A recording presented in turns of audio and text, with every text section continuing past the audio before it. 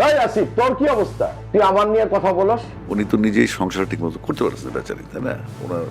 উনি একজন নারী শাসিত পুরুষ। ওনার যেটা মনে হয় গাধার মতো বলতে থাকে। হাতটা দেখছস? তুই আমার ব্যক্তি জীবন নিয়ে কথা বলস, সংসার নিয়ে কথা বলস। ঢাকাই সিনেমার ৯০ দশকের জনপ্রিয় চিত্রনায়ক ওমর সানি এবং দেশের আলোচিত সঙ্গীতশিল্পী আসিফ আকবর দীর্ঘদিন বিনোদন সেক্টরে কাজ করার মাধ্যমে তাদের সম্পর্ক ছিল বেশ সৌহার্দ্যপূর্ণ।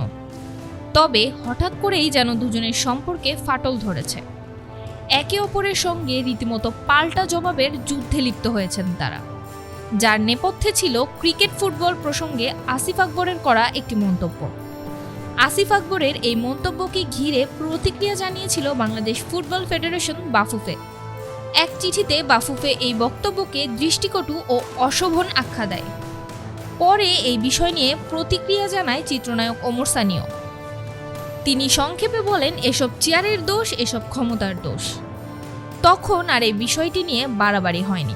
কয়েকদিন পর বিষয়টি চাপা পড়ে গেলেও সম্প্রতি বিষয়টি আবারও উঠে এসেছে, যা শেষ পর্যন্ত গড়িয়েছে ব্যক্তিগত আক্রমণে। আমাদের চিত্রনায়ক ওমর সানি ভাই একটা লাইভে এসে বলেছিলেন যে সব দোষ চেয়ারেরই আসলে, এবং সেখানে আপনিও একটি কমেন্ট করেছিলেন। মূলত এক পডকাস্ট প্রোগ্রামে আসিফ আকবর ওমর সানির পেশা ও ব্যক্তিগত জীবন নিয়ে নানান কটাক্ষ করে কথা বলেন। উনি একজন নারী শাসিত পুরুষ। তো এই ফেসবুকটা হচ্ছে ওনার বেঁচে থাকার একমাত্র অবলম্বন।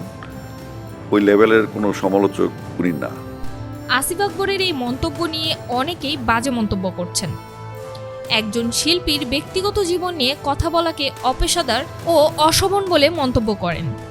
বিষয়টি নজরে আসার পর ক্ষোভ উগরে দিয়েছেন ওমর সানিও। আসিফ আকবরের কথা প্রেক্ষিতে একটি ভিডিও বার্তা দেন এই চিত্রনায়ক। বক্তব্যের বিষয়টি স্পষ্ট করে ওমর সানি বলেন, ব্যক্তি আসিফ বা ব্যক্তি জীবন নিয়ে তিনি কোনো কথাই বলেননি, ব্যক্তিগত আক্রমণও করেননি।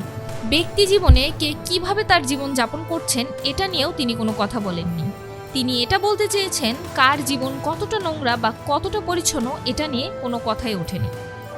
এক পর্যায়ে গিয়ে তিনি হাত নাড়িয়ে আসিফ আকবরকে হুঁশিয়ারি করেন এবং তারপর তিনি আসিফ আকবরের পরিবারের সকলের প্রতি ভালোবাসা জানিয়ে আসিফ আকবরকে শুধরে যাবার পরামর্শ দেন। বর্তমানে সিনেমায় নিয়মিত না থাকলেও ব্যবসায় মনোযোগী ওমর সানি।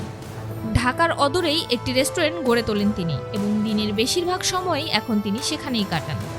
অন্যদিকে গায়ক আসিফ আকবর সঙ্গীতাঙ্গনে সক্রিয় হওয়ার পাশাপাশি বাংলাদেশ ক্রিকেট বোর্ডের পরিচালকও নির্বাচিত হন।